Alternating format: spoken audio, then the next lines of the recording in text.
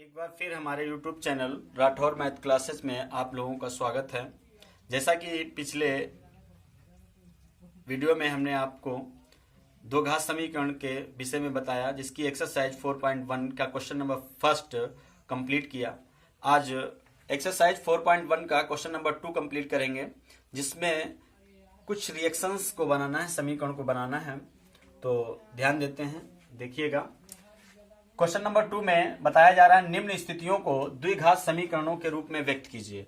तो द्विघात समीकरणों के रूप में व्यक्त करने के लिए आपको यहाँ पर एक सवाल दिया जाएगा। सवाल के अंतर्गत आपको द्विघात समीकरण बनाना है, जैसा कि क्वेश्चन नंबर 1, एक आयताकार भूखंड का क्षेत्रफल 528 मीटर स्क्वायर है। क्षेत्र की लंबाई चौड़ाई के दुगने से 1 मीटर अधिक है।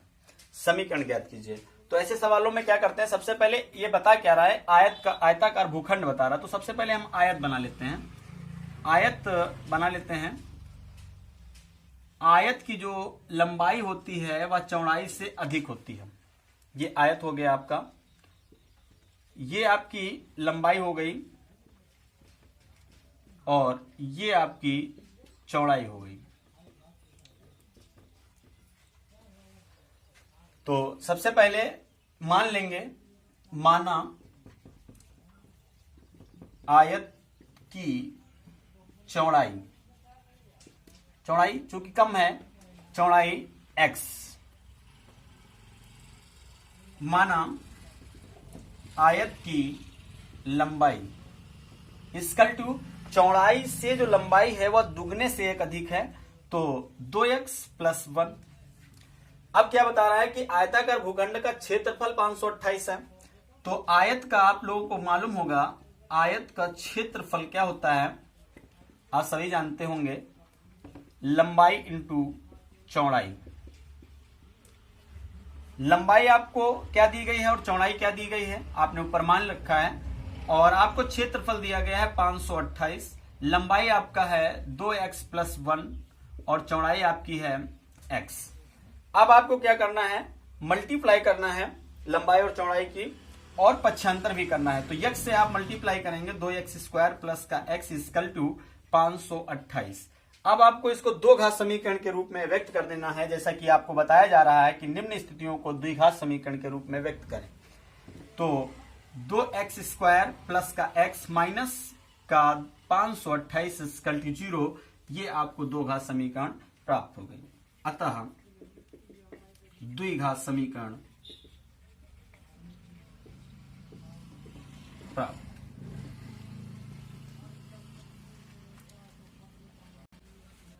क्वेश्चन नंबर 2, दो क्रमागत धनात्मक पूर्णांकों का गुणनफल 306 है। समीकरण आपको ज्ञात करना है।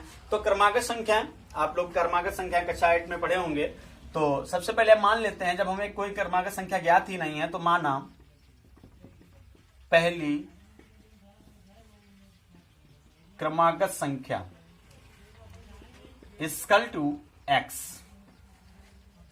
माना दूसरी, दो बता रहा है संख्या, दूसरी क्रमागत संख्या = x + 1। यदि 3 बताता तो x + 2, यदि 4 बताता तो x + 3। तो अब क्या बता रहा है, इन संख्याओं का गुणनफल 306 है। तो संख्या का गुणनफल = 306। तो पहली संख्या x, दूसरी संख्या x + 1 = 306। मल्टीप्लाई कर दीजिए, x² प्लस x = 306। पक्षांतर कर दीजिए, x² प्लस x - 306 = 0। आपको द्विघात समीकरण प्राप्त। क्वेश्चन नंबर 3 क्या बोल रहा है कि रोहन की मां उससे 26 वर्ष बड़ी है। उसकी आयु का गुणनफल अब से 3 वर्ष पश्चात 360 हो जाएगी। हमें रोहन की वर्तमान आयु ज्ञात करनी है, केवल समीकरण आपको देना है। तो ये रिलेशनशिप सवाल हैं, जिनमें आपको क्या करना है, समीकरण व्यक्त करनी है। तो इसमें यह देखना है कि रोहन और उसकी मां है, तो पुत्र और माता का संबंध है। जिसमें पुत्र जो होगा वो माता से छोटा होगा, किंतु समीकरण बनाते समय आपको पुत्र और माता को इक्वल में left hand side and right hand side में आपको सेम बराबर दिखाना है। जैसे माना रोहन की आयु इक्वल टू x वर्ष। माना रोहन की मां की आयु इक्वल टू, इसने बताया रोहन की मां उससे 26 वर्ष बड़ी है, उनकी आयु का गुणनफल अब से 3 वर्ष पश्चात 360 हो जाएगी। अब क्या करना है आपको, जो रोहन है उससे उनकी मां जो है 26 वर्ष बड़ी है, तो रोहन हो गया x और उनकी मां 26 वर्ष बड़ी हो गई, तो x प्लस 26 वर्ष ये मां। अब इसने बताया है अब से 3 वर्ष पश्चात, पश्चात बाद, पहले पूर्व, तो पश्चात बाद के लिए, पश्चात एवं बाद के लिए आपको प्लस करना है। तो चलते हैं, और उनकी आयु का गुणनफल, तो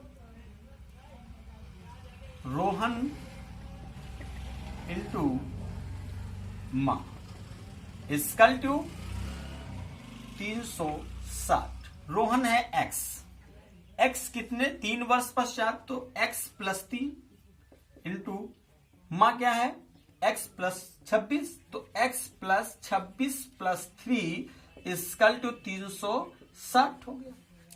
अब क्या करना है आपको, सबसे पहले इसको ऐड कर लेते हैं, उसके बाद मल्टीप्लाई करते हैं। x plus 3, x plus 26 plus 3 add करने पर 29 equal to 360। x plus 3, x plus 29 equal to x plus 3, x plus 3 दूसरे ब्रैकेट में x plus 29 equal to 360।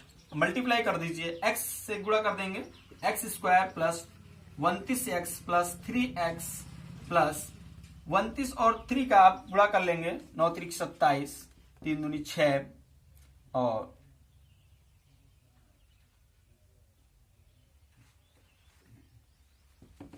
8,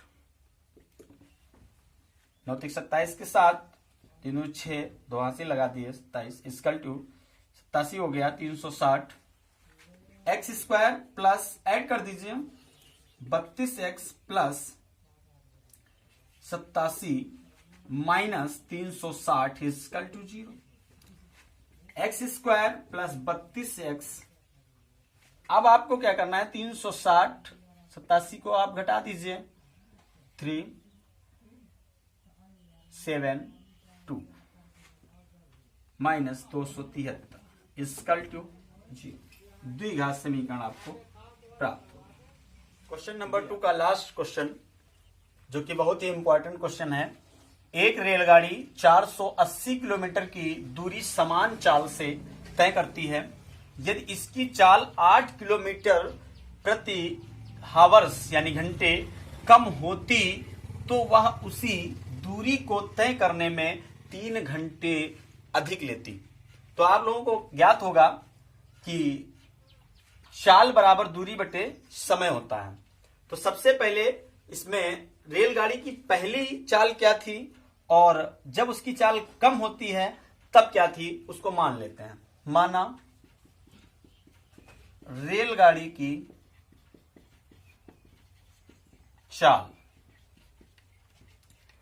equal to x kilometre प्रति हावर्स।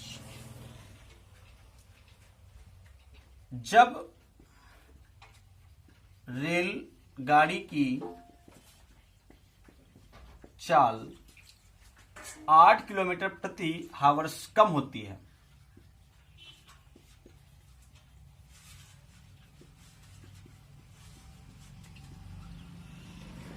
तब चाल equal to x minus 8 kilometre प्रति hours. अब आप लोगों को ज्ञात होगा कि एक फार्मूला होता है, चाल बराबर दूरी बटे समय। अब आप ध्यान दीजिए इसमें कैसे लगाना है फार्मूला। आपको क्या दिया गया है, आपको चाल दी जा रही है, दूसरी आपको दूरी दे दी गई है, तो आपको निकालना क्या है, समय ज्ञात करना है। तो समय आप पक्षांतर कर लीजिए, तो समय इक्वल टू दूरी बटे चाल। तो दूरी आपकी है 480 किलोमीटर। चाल आप किस चाल से चल रहे हैं, एक्स की चाल से रेलगाड़ी चल रही है। इसी प्रकार ये प्रथम स्थिति और ये सेकेंड स्थिति, जब दूरी चलने में 8 किलोमीटर प्रति हावर्स कम होती है, तब समय इक्वल टू 480 किलोमीटर प्रति हावर्स बटे x माइनस 8। अब बात क्या है, यदि इसकी चाल 8 किलोमीटर प्रति हावर्स कम होती तो उसी दूरी को तय करने में 3 घंटे अधिक लेती है। तो 3 घंटे अधिक लेती है जब वह 8 किलोमीटर प्रति हावर्स चाल कम कर देती है। अतः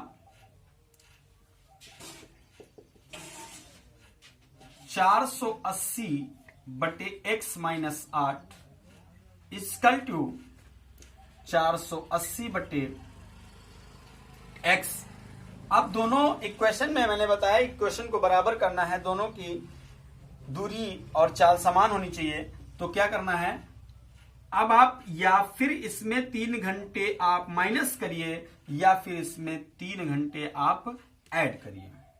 तो इसी में हम 3 घंटे ऐड कर देते हैं। पक्षांतर कर लीजिए, 480 बटे x minus 8 equal to minus 480 बटे x minus 3 equal to, LCM ले लीजिए, x माइनस 8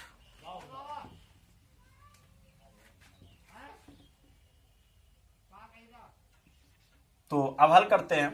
480 x फिर से मल्टीप्लाई कर दीजिए, 480 x माइनस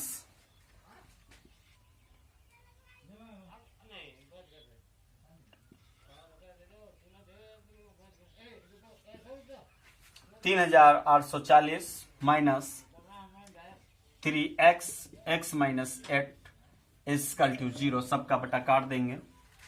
480 प्लस माइनस का मिल जाता है, इसलिए काट देते हैं।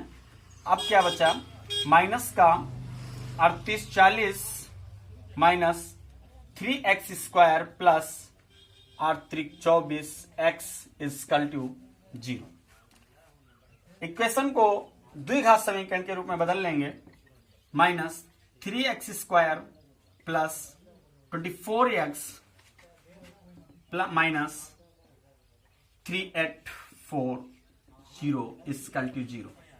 देखेंगे क्या इसमें कॉमन कुछ मिल रहा है, तो माइनस भी मिल रहा है और 3 भी कॉमन मिल रहा है। तो माइनस 3 कॉमन निकाल लेंगे, x square minus 8x minus 1 2 8 0 equal to 0। x square minus 8x minus 1280 equal to 0 द्विघात समीकरण प्राप्त हो गई। इस प्रकार से इक्वेशन बनाया। अगली एक्सरसाइज में आप लोग एक्सरसाइज 4.2 में इन्हीं एक्स द्विघात समीकरणों का फैक्टर सीखेंगे। तो आप अगली एक्सरसाइज के लिए हमारे पार्ट नंबर 3 को देखें।